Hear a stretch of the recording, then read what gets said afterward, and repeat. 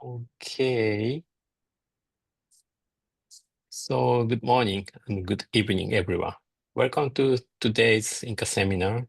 It's my great pleasure to introduce Professor Anders Irbaeck from Lund University, who will be speaking on folding a design of lattice proteins using quantum annealing. Professor Irbaeck, please begin your presentation. Thank you very much.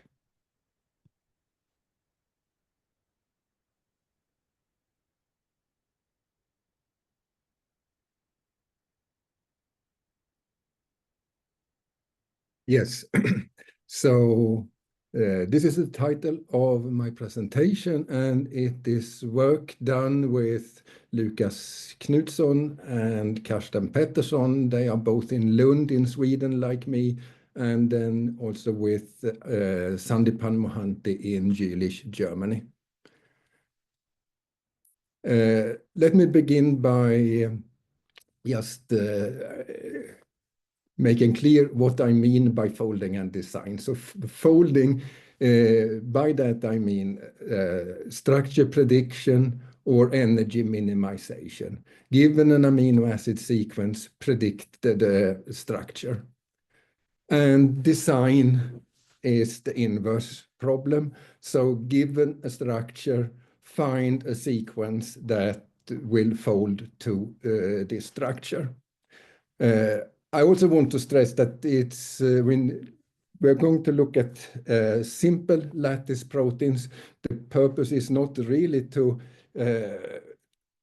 determine specific properties of precise properties of real proteins, but rather to better understand the sequence structure relationship of proteins. And also, despite that the protein model is simplified, it is from a computational perspective, it is a difficult optimization problem. And well, we have been interested in trying to find out to what extent quantum optimization can be useful here. We have the main part of what we have done so far is using quantum annealing, and that is what I will talk about today. We also have some ongoing work where we use gate-based computing and the QAOA algorithm. Yeah, so let me begin then by defining the protein model. We have chosen to start with the perhaps simplest lattice protein model of them all, the so-called HP model, which is and in 2 dimensions with only 2 kinds of amino acids, hydrophobic and polar. The chain is then self-avoiding. The protein chain is a self-avoiding chain on a 2D lattice. The interaction potential is the contact potential, a pairwise contact potential. Delta here is kind of Kronecker delta 1 if amino acids I and J are nearest neighbors on the lattice, but not along the chain. And C is the contact energy.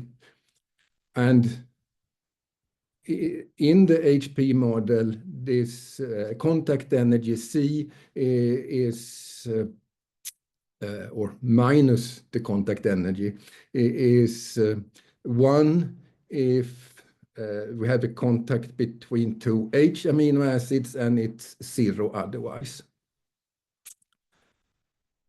An advantage of this model is that one can obtain exact results for relatively large chains, up to chain lengths of 30. And well, one thing one knows from those exact enumerations is that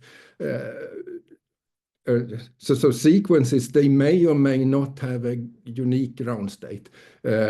Up to length 30, about 2% of the sequences have a unique ground state. Okay, so then if we wish to tackle this problem folding in this model with the QUBO approach, we need first to map the explicit chains to a binary system, and then we may use classical methods like simulated annealing or quantum optimization. Quantum annealing, so then, well, the function that we want to minimize, it will be encoded in a problem Hamiltonian, and all our calculations here have been done on a D-wave advantage, and then the problem Hamiltonian is assumed to have a certain form, and the driver Hamiltonian as well. We have on the D-wave system, one can use pure QPU computations, and also they have a hybrid quantum classical solver. And for larger systems, this is what we have been using, what one has to use. Yeah. Briefly then, how we map lattice chains to a binary representation. Natural approach is to use a turn-based encoding, where the bits encode turns. So on a 2D square lattice, we use 2 bits to encode the 4 possible directions of a step along the chain. That is an economic way of describing just the shape of the chain. However, it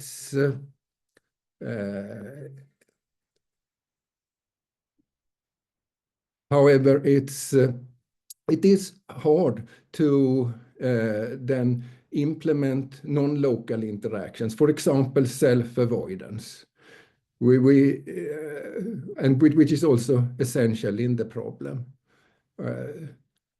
To my knowledge, calculations using turn-based encoding have so far been done only for relatively short chains, up to chain length 10 or so. We wished to be able to use to study longer chains, and therefore we use different encoding where the bits, for each position along the protein chain, we have a whole layer of bits, and well, bit XIB is 1 if amino acid B is at lattice site I, and it is 0 otherwise. It may seem like a waste of bits, but it has the advantage that the energy becomes much simpler to formulate. And of course, with that kind of binary description, we need a penalty energy to enforce chain structure. And yeah, on this slide, I have written down the full energy function. And so 3 different penalty energies. I don't go into the details here, but just briefly, one penalty term that sees to that we have that one bead is, a given bead is on only one site. Second penalty energy is self-avoidance, at most 1 bead at every site. And then the third penalty term takes care of chain connectivity. And with these terms, proper chain configuration is possible to have only if all these terms vanish, the three penalty terms. And an important property is that this is the whole energy we use is quadratic and given by closed form expressions, which are valid for general n. So it can be used for larger n. Then I start by illustrating here the time evolution in a classical simulated annealing run. Here it is chain length 30. It's how the different energy terms evolve. And well, the correct structure is found. One can also see that during the evolution here, the energy that we want to minimize can drop, of course, to values that are impossible when we have a proper chain, which happens, for example, close to 10 on the x-axis. But then we have a spike in penalty energy. Okay, so we decided to start with to look at chains with lengths up to 30. We picked 4 chain lengths between 18 and 30. We picked one sequence for each chain length. All these sequences are known to have unique ground states, and those are illustrated here in the figure. And then we did folding computations. We did it in 3 ways. It was on using D-Waves hybrid solver. We also used classical simulated annealing, and we did that in 2 different ways, with explicit chains and with a binary representation. And yeah, for each sequence and method, 100 runs, and we look at the success rate. And with the hybrid solver, it's then, well, it's just a horizontal line. It was, hit rate was 100% all the time. It's also possible to find the correct solutions by simulated annealing, where the explicit chain-based calculations give slightly better results than those based on the binary representation.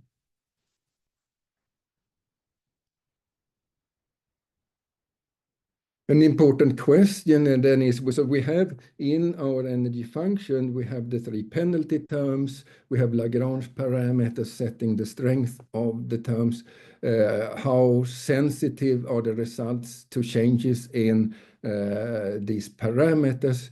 And yeah, we looked at that. Here I show results for a chain of length 30.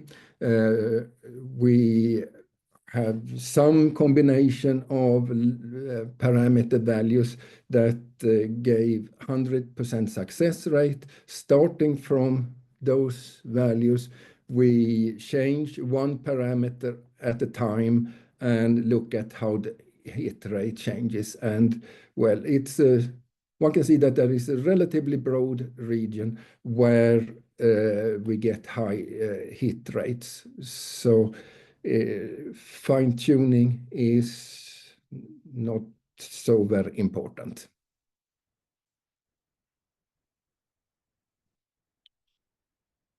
Yeah, and then after those shorter chains, we also looked at 2 longer chains, chain lengths 48 and 64. Then at least with 64, one is at lengths that, well, one can solve the problem with classical methods, but one has to be a bit, the problem is difficult enough that one has to be a little bit careful in setting up the calculations. And well, for these two longer sequences, we also used here two different grid sizes. Then we find that, I didn't say that, but for the shorter chains, we use the shortest possible runtime for the hybrid solver all the time. When we came to these longer chains, we had to increase the runtime. And the figure here illustrates that, well, if we are below some value, then we get very low hit rate, but then passing a threshold, the hit rate rapidly improves.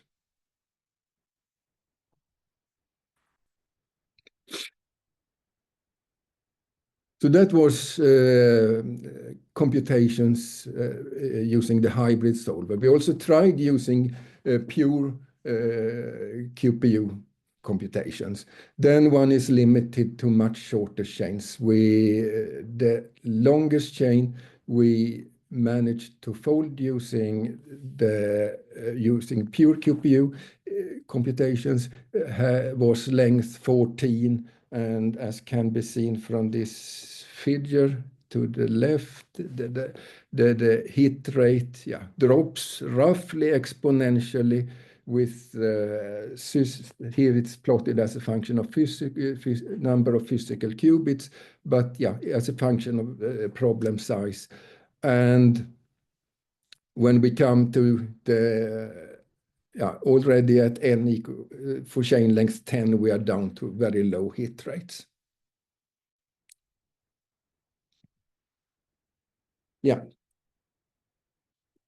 That was a little bit about folding. We have then also looked at the inverse problem, the design problem. So where we want to find HP sequences that fold to a given target structure. And here we have, as is often done, we have used a two-step procedure.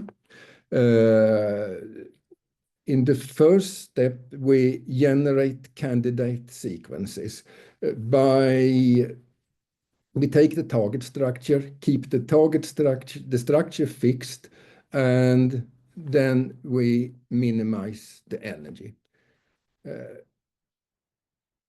So then we may get a sequence that matches the target structure well. But of course, we have not tested at all what it looks like in other structures.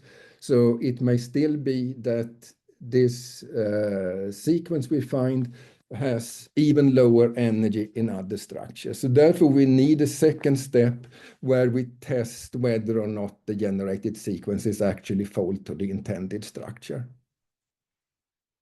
And there is one more important ingredient here, which is that if we do an unconstrained sequence optimization, then it's easy to see that the lowest possible energy will correspond to just putting all amino acids to H or hydrophobic. And so that is a trivial solution, and that sequence typically does not have a unique ground state. By contrast, it's highly degenerate. So to avoid this, we fix the number of H beats in the sequence. Okay, and then we need a binary representation for the sequence optimization problem, and that's easy to find. We can use bits that directly correspond to HP, since we have only two types of amino acids, and then we have an energy which has two terms. The HP energy is the first term, and then the term that penalizes deviations from the desired number of H beats. Yeah, we did sequence optimizations for 3 structures shown here, and with the hybrid solver, again, it was easy, and again, it was also not here. It was not necessary to fine-tune the lambda parameter at all.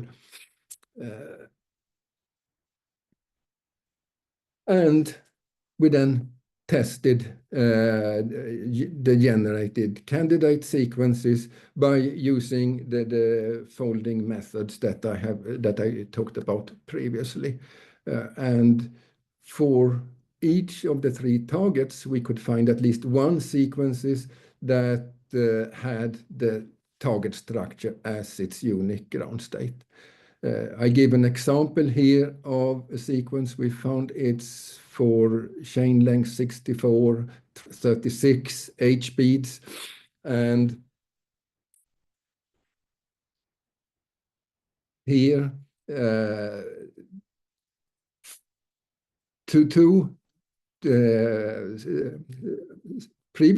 in previous studies, related sequences, but with 40 and 42 H beats had been studied, and for those sequences,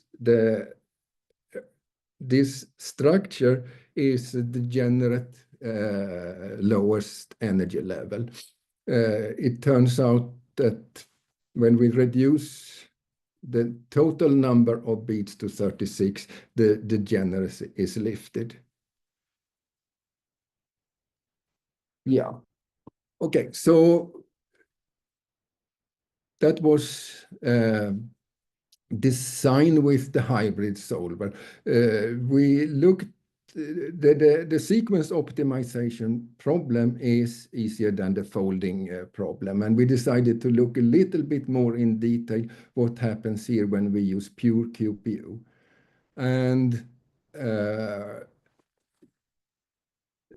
again, when plotting pure QPO hit rates against system size, chain length, then we see a decline, and well, that could be for several reasons, including thermal noise. We could have chain breaks, that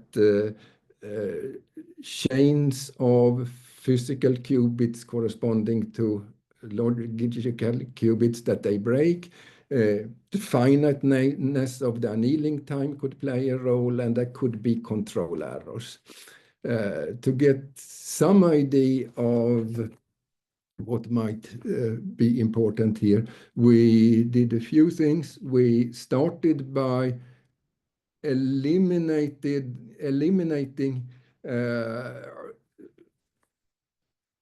systems which have a small energy gap, and which should be more sensitive to thermal noise. We also took away all data where chain breaks had occurred, and then we get the figure to the right. To the left is all data, and well, one can see that in this way, the worst outliers are eliminated, but the trend remained the same.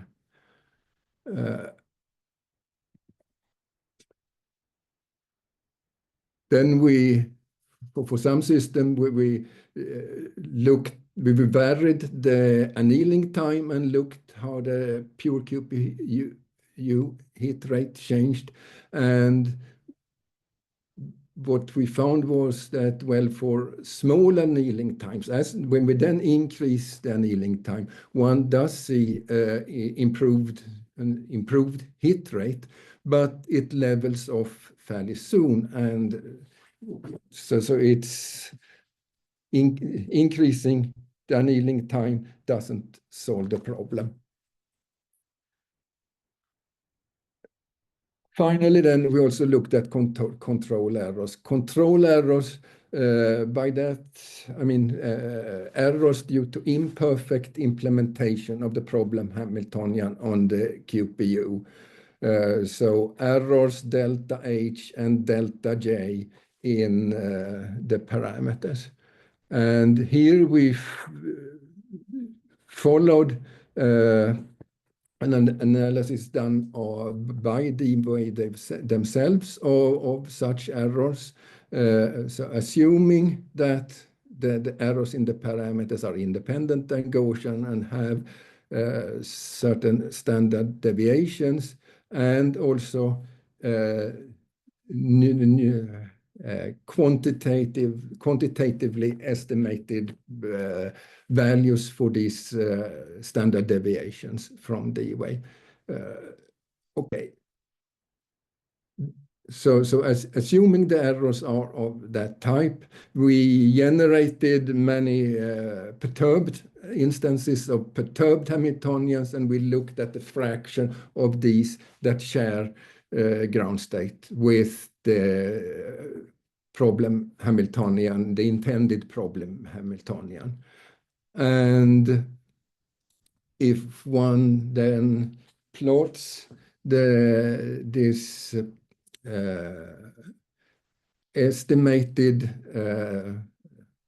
hit rate, we could call it, against actual pure QPU hit rates, then it's not a perfect line along the diagonal, but it is, I would say, a semi-quantitative agreement at least. So summarizing then briefly this work on HP lattice proteins, I would say that with the hybrid quantum classical solver, we can swiftly and consistently solve the problems that are, for system sizes that are non-trivial with classical methods. When we use pure QPU, the results are less impressive, and well, it may be that control errors have a significant impact here. Then I would like to finish by briefly mentioning some ongoing work. Here, it's again a study of folding of lattice proteins, but we moved to a 3D lattice, use a 20-letter amino acid alphabet, where we take then contact energies from the statistical analysis of Miyazawa and Jernigan, a widely used approach. And we study 6 different amino acid sequences of length 48, confined on a 4x4x3 grid. So the filling factor is 1. And for this system, it is possible to obtain the ground state by exhaustive enumerations. It is costly, but it is possible still. Doing conventional explicit-chain Monte Carlo calculations is impractical. It's too difficult to suggest new states that are legal.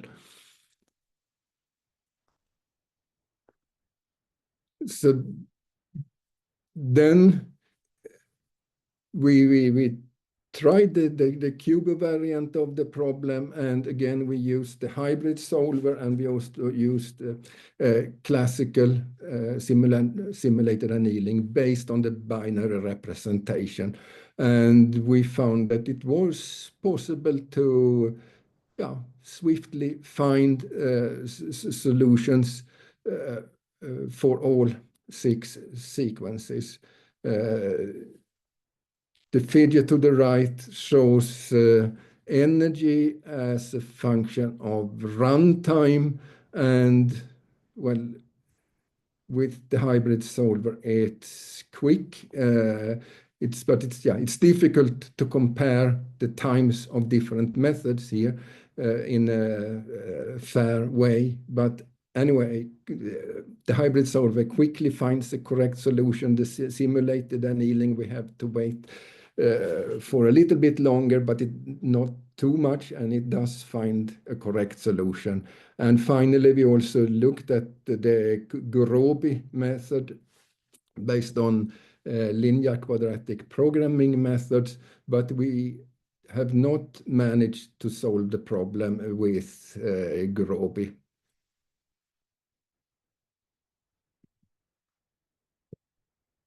Finally, kind of outlook. One problem in this area, one that we want to look at also is multi-chain systems, dense multi-chain systems, as in protein aggregation and phase separation. And well, those processes, aggregation and phase separation, they are sequence dependent. Some proteins are do aggregate, for example, others do not. And well, we want to try to determine low energy structures using QUBO methods and see if we can infer whether or not given sequence, say, will aggregate or not.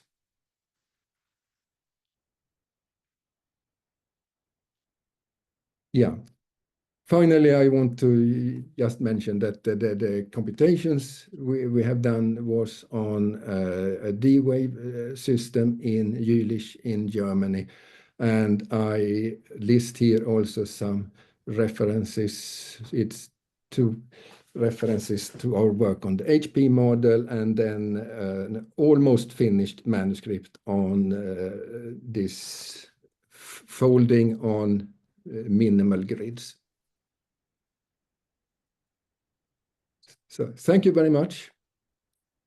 Thank you, Professor Irbaeck. Are there any questions or comments?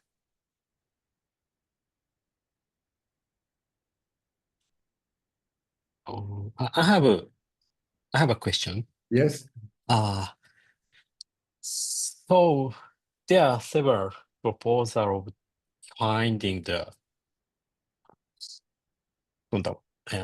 protein folding, including, I think, the alpha fold is another way to figure out the folding or 3D structure of the proteins. So do you think, are there any quantum effect during the real folding process? I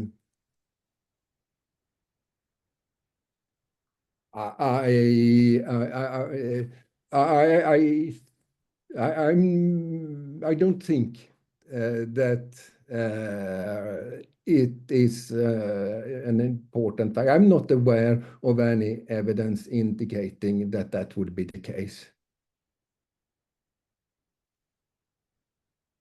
Is it an indirect evidence of at least we can solve the folding problem using conventional computer or calculation?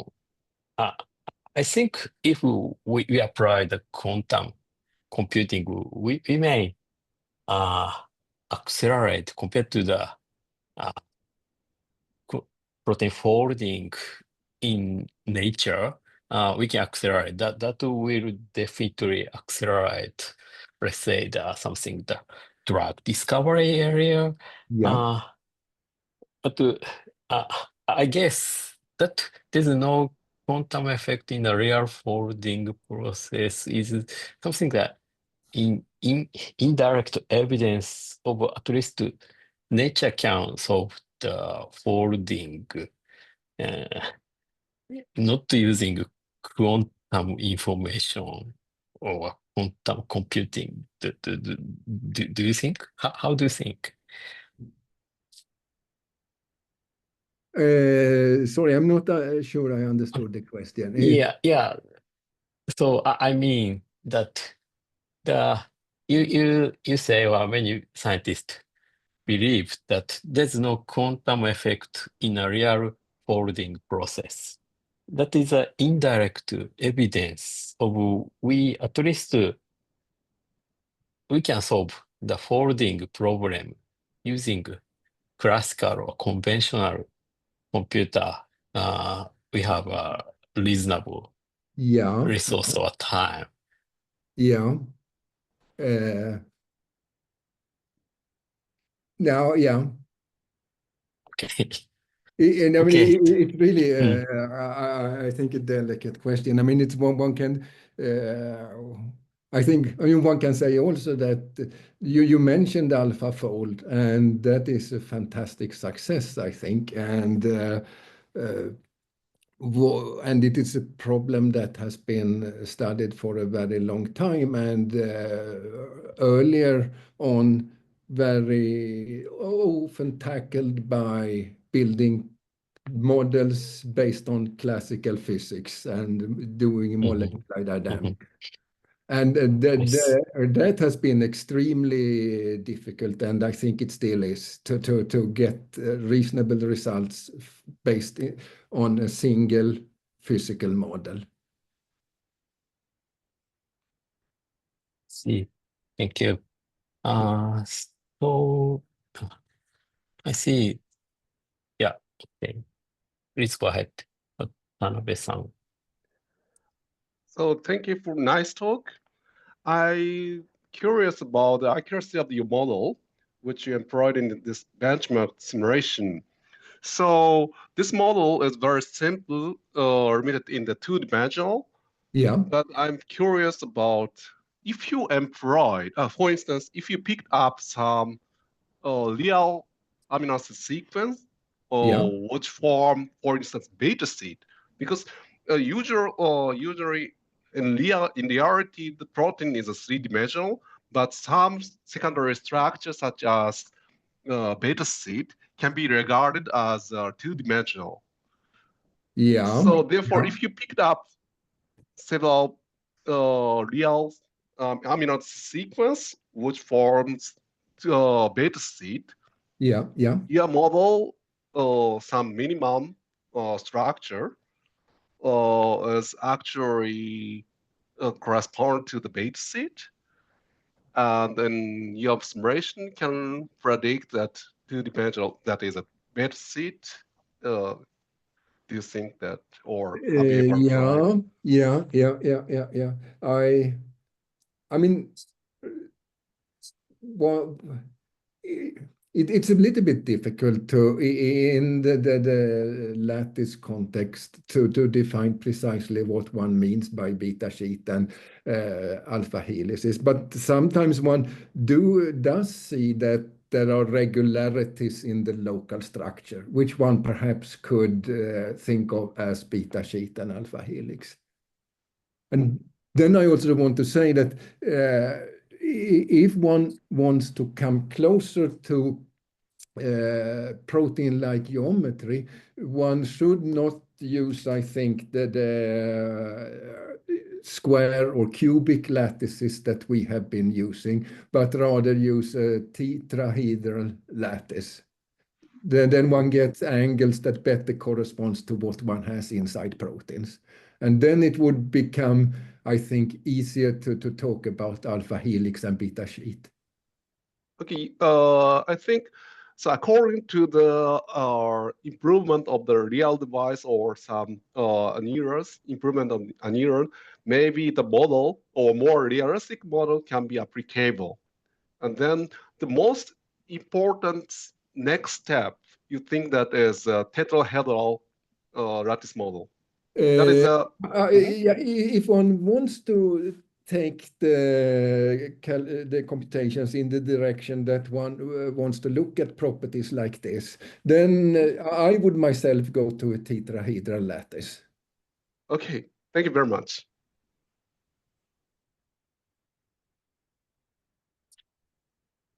Any other questions or comments? Okay, so let's thank again Professor Irbaeck.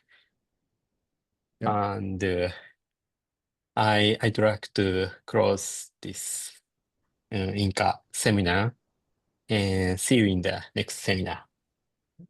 Thank you very much. Thank you very Thank you much. very much. Thank you.